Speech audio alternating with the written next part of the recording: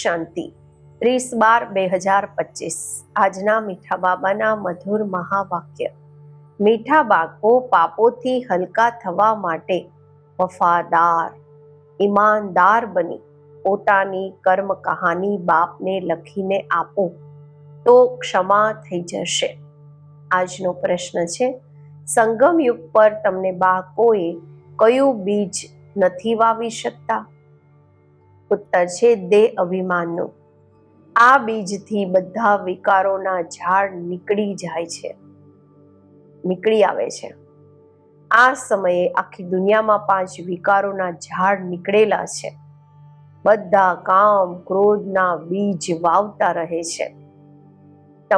તમને બાપનું ડાયરેક્શન છે, બાળકો યોગ બળથી પાવન બનો.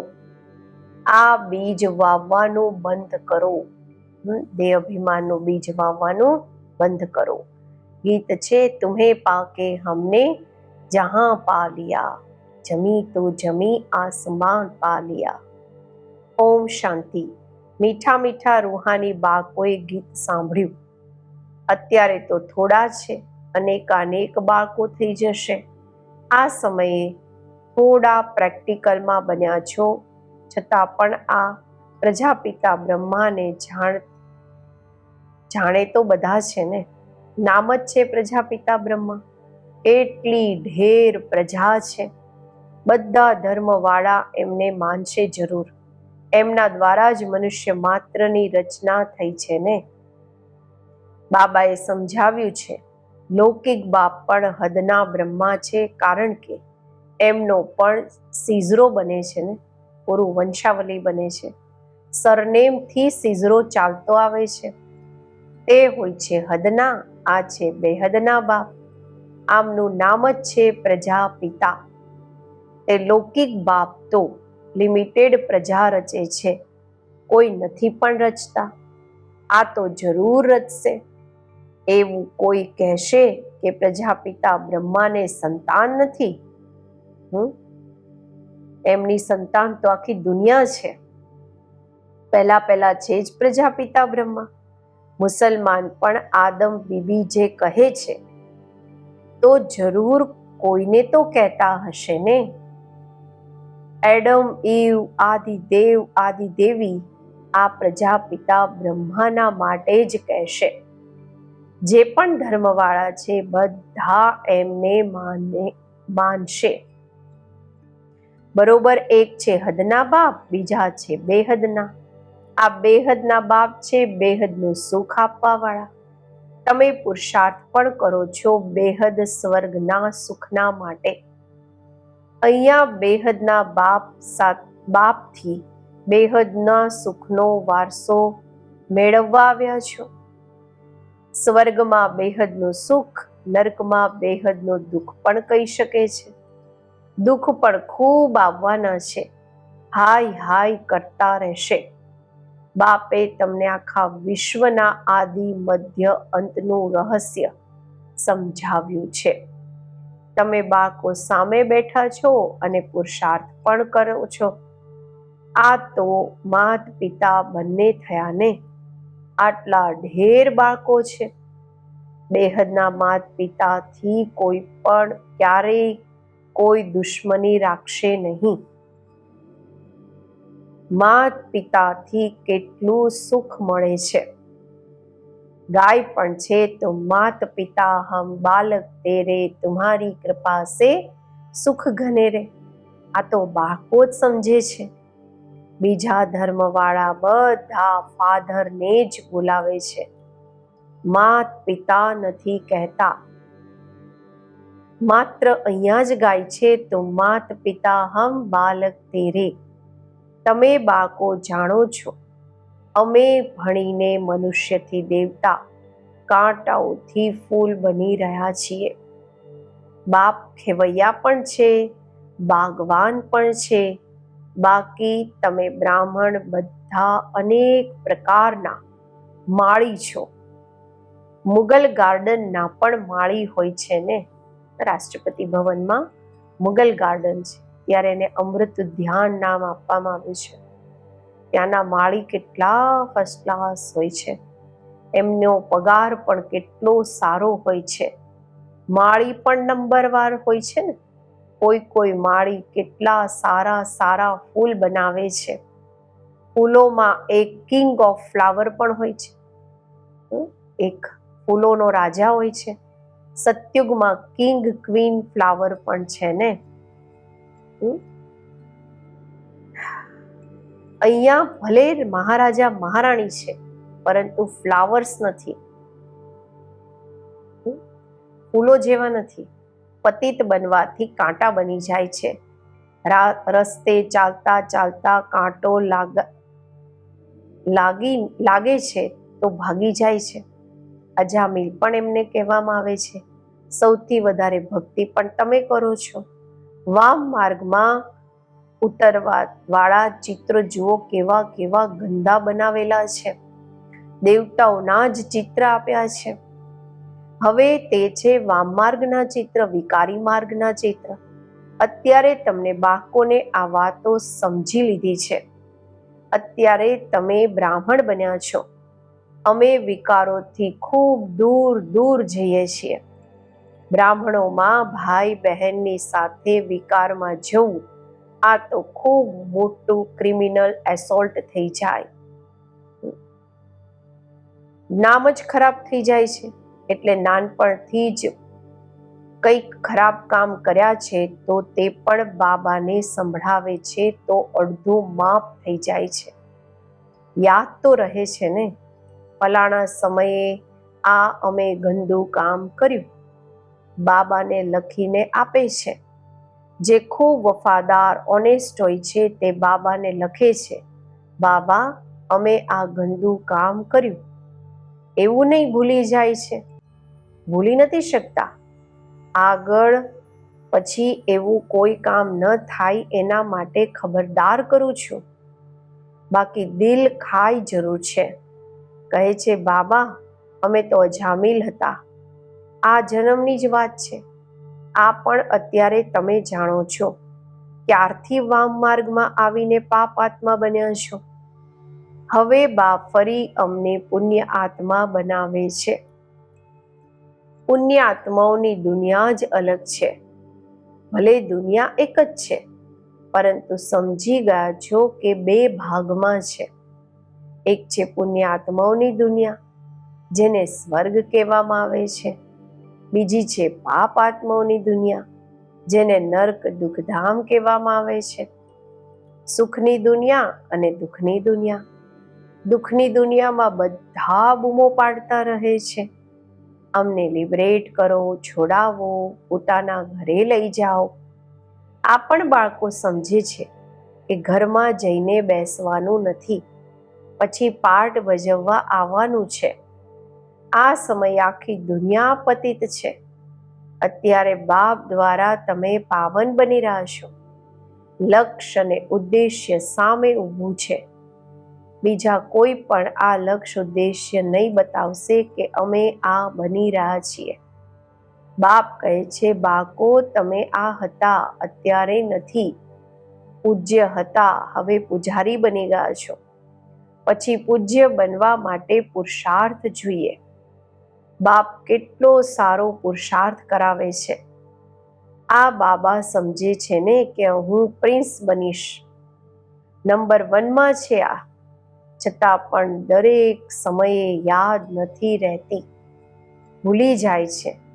કેટલી પણ કોઈ મહેનત કરે, પરંતુ હજુ તે અવસ્થા થઈ નથી, થશે પણ નહીં. કર્માતીત અવસ્થા ત્યારે થશે જ્યારે લડાઈનો સમય આવશે. પુરુષાર્થ તો બધાએ કરવાનો છે ને. આમણે પણ કરવાનો છે, બ્રહ્મા બાબાએ પણ કરવાનો છે. તમે સમજાવો પણ છો. ચિત્રમાં જુઓ, બાબાનું ચિત્ર ક્યાં છે?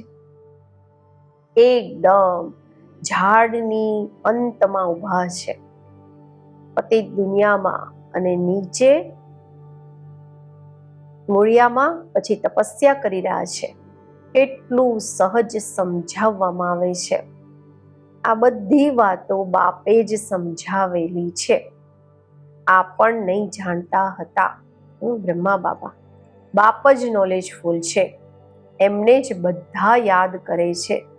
હે પરમપિતા પરમાત્મા, આવી અમારા દુઃખ હરો. બ્રહ્મા, વિષ્ણુ, શંકર તો દેવતાઓ છે. મૂળ વતનમાં રહેવા વાળી આત્માઓને દેવતા થોડી કહેવામાં આવે છે. બ્રહ્મા, વિષ્ણુ, શંકરનું પણ રહસ્ય બાપે સમજાવ્યું છે. બ્રહ્મા, લક્ષ્મી, નારાયણ આ તો બધા અહીંયા જ છે ને. સૂક્ષ્મ વતનનું માત્ર તમને બાળકોને અત્યારે સાક્ષાત્કાર થાય છે. આ બાબા પણ ફરિશ્તા બની જાય છે. આ તો બાળકો જાણે છે. જે સીડીની ઉપર ઊભા છે તે પછી નીચે તપસ્યા કરી રહ્યા છે. ચિત્રમાં બિલકુલ ક્લિયર બતાવ્યું છે. તે પોતાને ભગવાન ક્યાં કેવડાવે છે. બ્રહ્મા બાબા આ તો કહે છે અમે વર્થ નોટ એ પેની હતા, ઓડી તુલ્ય હતા. તત્વ તમે પણ છો. અત્યારે વર્થ પાઉન્ડ બની રહ્યા છો, હીરે તુલ્ય બની રહ્યા છો. તમે પણ બની રહ્યા છો. કેટલી સહજ સમજવાની વાતો છે. ક્યારે કોઈ બોલે તો કહો, જુઓ આ તો કળિયુગનો અંતમાં ઊભા છે ને. બાપ કહે છે જ્યારે જર્જરીભૂત અવસ્થા વાનપ્રસ્થ હોય છે ત્યારે હું આમનામાં પ્રવેશ કરું છું. અત્યારે રાજયોગની તપસ્યા કરી રહ્યા છે. તપસ્યા કરવા વાળાને દેવતા કેવી રીતે કહેશે? રાજયોગ શીખીને આ બનશે. તમને બાળકોને પણ એવા તાજવાળા બનાવે છે ને. આ 100 દેવતા બને છે. એમ તો 10-20 બાળકોના ચિત્ર પણ રાખી શકે છે. બતાવવા માટે કે આ બને છે. આગળ બધાના એવા ફોટો કાઢ્યા હતા. આ સમજાવવાની વાત છે. એક તરફ સાધારણ, બીજી તરફ ડબલ સિરતાજ. તમે સમજો છો અમે આ બની રહ્યા છીએ. બનશે તે જેમની લાઈન ક્લિયર હશે અને ખૂબ મીઠા પણ બનવાનું છે. આ સમયે મનુષ્યોમાં કામ, ક્રોધ વગેરેનો બીજ કેટલા થઈ ગયા છે. બધામાં 5 વિકાર રૂપી બીજના ઝાડ નીકળી પડ્યા છે. અત્યારે બાપ કહે છે એવા બીજ નથી વાવવાના. સંગમયુગ પર તમારે દેહ અભિમાનનું બીજ નથી વાવવાનું. કામનું બી નથી વાવવાનું. અડધા કલ્પના માટે પછી રાવણ જ નહીં રહેશે. દરેક વાત બાપ બેસી બાળકોને સમજાવે છે. મુખ્ય તો એક જ વાત છે, મન મના ભવ. બાપ કહે છે મને યાદ કરો. સૌથી પાછળમાં આ છે, પછી સૌથી પહેલા પણ આ છે. યોગ બળથી કેટલા પાવન બને છે.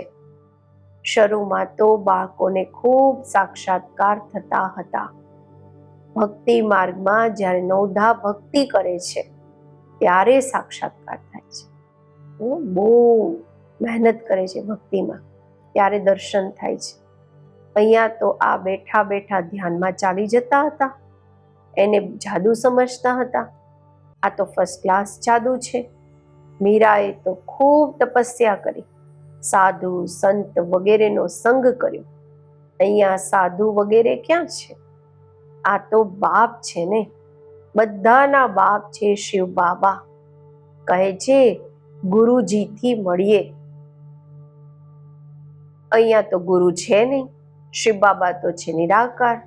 પછી કોને મળવા ઈચ્છો છો? એ ગુરુઓની પાસે તો જઈને ભેટ ચડાવો છો. અહીંયા તો બાપ બેહદના માલિક છે. અહીંયા ભેટ વગેરે ચડાવવાની વાત નથી. આ પૈસા શું કરશે? આ બ્રહ્મા પણ સમજે છે અમે વિશ્વના માલિક બનીએ છીએ. બાળકો જે કંઈ પૈસા વગેરે આપે છે તો એમના માટે જ મકાન વગેરે બનાવી દે છે. પૈસા તો ન શિવ બાબાના કામના છે ન બ્રહ્મા બાબાના કામના છે. આ મકાન વગેરે બનાવ્યા જ છે બાળકોના માટે. બાળકો જ આવીને રહે છે. કોઈ ગરીબ છે, કોઈ સાવકાર છે, કોઈ તો 2 રૂપિયા પણ મોકલી દે છે. બાબા અમારી 1 ઈંટ લગાવી દો.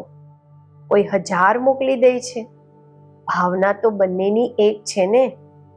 તો બંનેનું ઇક્વલ બની જાય છે. એક જેવું જ રિટર્ન મળે છે. પછી બાળકો આવે છે, જ્યાં ઈચ્છે ત્યાં રહે. જેમણે મકાન બનાવડાવ્યું છે તે જો આવે છે તો એમને જરૂર સુખમાં રખાવીશું ને.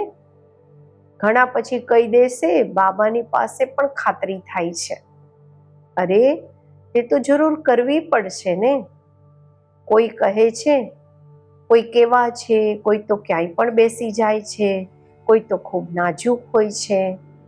વિદેશમાં રહેવાવાળા, મોટા મોટા મહેલોમાં રહેવાવાળા હોય છે. દરેક નેશનમાં મોટા મોટા સાહુકાર નીકળે છે. તો મકાન વગેરે એવા બનાવે છે. અહીંયા તો જુઓ કેટલા અનેક બાળકો આવે છે. અને બીજા કોઈ બાપને એવા વિચાર થોડી હશે કરીને 10, 12, 20 પોતરા પોતરીઓ હોય. અચ્છા, કોઈને 200-500 પણ હોય. એનાથી વધારે તો નહીં હશે ને. આ બાબાની ફેમિલી તો કેટલી મોટી છે. વધારે વૃદ્ધિને પામવાની છે. આ તો રાજધાની સ્થાપન થઈ રહી છે. બાપની ફેમિલી કેટલી બનશે, પછી પ્રજાપિતા બ્રહ્માની ફેમિલી કેટલી થઈ ગઈ. કલ્પ જ્યારે બાપ આવે છે ત્યારે જ વન્ડરફુલ વાતો તમારા કાનોમાં પડે છે. બાપના માટે જ કહો છો ને, હે પ્રભુ તમારી ગતમત સૌથી ન્યારી. શરૂ થાય છે. ભક્તિ અને જ્ઞાનમાં ફરક જુઓ કેટલો છે. બાપ તમને સમજાવે છે સ્વર્ગમાં જવું છે તો દેવી ગુણ પણ ધારણ કરવા જોઈએ. અત્યારે તો કાંટા છે ને. ગાતા રહે છે મુજ નિર્ગુણ હારે મેં કોઈ ગુણ નહીં. બાકી 5 વિકારોના અવગુણ છે. રાવણ રાજ્ય છે. અત્યારે તમને કેટલી સારી નોલેજ મળે છે. તે નોલેજ એટલી ખુશી નથી દેતી જેટલી આ. બાબાની નોલેજ કેટલી ખુશી આપે છે. તમે જાણો છો અમે આત્માઓ ઉપર મૂળ વતનમાં રહેવા વાળી છીએ. સૂક્ષ્મ વતનમાં બ્રહ્મા, વિષ્ણુ, શંકર. આ પણ માત્ર સાક્ષાત્કાર થાય છે. બ્રહ્મા પણ અહીંયા, લક્ષ્મી નારાયણ પણ અહીંયાના છે. આ માત્ર સાક્ષાત્કાર થાય છે. વ્યક્ત બ્રહ્મા તે જ પછી સૂક્ષ્મતનવાસી બ્રહ્મા ફરિશ્તા કેવી રીતે બની જાય છે તે નિશાની છે. બાકી છે કંઈ નહીં. અત્યારે તમે બાળકો બધી વાતો સમજતા જાઓ છો, ધારણા કરતા જાઓ છો. નવી વાત નથી. તમે અનેક વાર દેવતા બન્યા છો. ડીટી રાજ્ય હતું ને. આ ચક્ર ફરતું રહે છે. તે વિનાશી ડ્રામા હોય છે. આ છે અનાદિ અવિનાશી ડ્રામા. આ તમારા સિવાય બીજા કોઈની બુદ્ધિમાં નથી. આ બધું બાપ બેસી સમજાવે છે. એવું નહીં કે પરંપરાથી ચાલ્યું આવ્યું છે. બાપ કહે છે આ જ્ઞાન અત્યારે તમને સંભળાવે છે. પછી આ પ્રાય લોપ થઈ જાય છે, ગુમ થઈ જાય છે. તમે રાજાઈ પદ પ્રાપ્ત કરી લો છો, પછી સતયુગમાં આ નોલેજ હોતી નથી. અચ્છા, મીઠા મીઠા સિકિલધા બાળકો પ્રત્યે માતા પિતા બાપ દાદાના યાદ, પ્યાર અને ગુડ મોર્નિંગ. રૂહાની બાપના રૂહાની બાળકોને નમસ્તે. આપણે રૂહાની બાળકોના રૂહાની બાપને નમસ્તે. ધારણા માટે મુખ્ય સાર. પહેલું છે, સદા સ્મૃતિ રહે કે અમે અત્યારે બ્રાહ્મણ છીએ. એટલે વિકારોથી ખૂબ ખૂબ દૂર રહેવાનું છે. ક્યારેય પણ ક્રિમિનલ એસોલ્ટ ન હોય. બાપથી ખૂબ ખૂબ ઓનેસ્ટ, વફાદાર રહેવાનું છે, ઈમાનદાર રહેવાનું છે. બીજું, ડબલ સીટા દેવતા બનવાના માટે ખૂબ મીઠા બનવાનું છે. લાઈન ક્લિયર રાખવાની છે. રાજયોગની તપસ્યા કરવાની છે. આજનું વરદાન: સદા બેહદની સ્થિતિમાં સ્થિત રહેવાવાળા બંધન મુક્ત, જીવન મુક્ત ભવ. દેહ અભિમાન હદની સ્થિતિ છે અને દેહી અભિમાની બનવું આ છે બેહદની સ્થિતિ. દેહમાં આવવાથી અનેક કર્મોના બંધનોમાં, હદમાં આવવું પડે છે. પરંતુ જ્યારે દેહી બની જાઓ છો તો આ બધા બંધન ખતમ થઈ જાય છે. જેમ કહેવામાં આવે છે, બંધન મુક્ત જ જીવન મુક્ત છે. એમ જે બેહદની સ્થિતિમાં સ્થિત રહે છે તે દુનિયાના વાયુમંડળ, વાઇબ્રેશન, તમોગુણી વૃત્તિઓ, માયાના વાર આ બધાથી મુક્ત થઈ જાય છે. આને જ કહેવામાં આવે છે જીવન મુક્ત સ્થિતિ, જેનો અનુભવ સંગમ યુગ પર જ કરવાનો છે. આજનું સ્લોગન: નિશ્ચય બુદ્ધિની નિશાની નિશ્ચિત વિજય અને નિશ્ચિંત એની પાસે વ્યર્થ આવી નથી શકતું. અવ્યક્ત ઇશારા: હવે સંપન્ન કે કર્માતીત બનવાની ધૂન લગાવો. કર્મોની ગુહ્ય ગતિને જાણી અર્થાત ત્રિકાળદર્શી બની દરેક કર્મ કરો ત્યારે જ કર્માતીત બની શકશો. જો નાની નાની ગલતીઓ સંકલ્પ રૂપમાં પણ થઈ જાય છે તો એનો પણ હિસાબ કિતાબ ખૂબ કડો બને છે. એટલે નાની ગલતી, ભૂલ પણ મોટી સમજવાની છે, કારણ કે અત્યારે સંપૂર્ણ સ્થિતિના સમીપ આવી રહ્યા છો. ઓમ શાંતિ.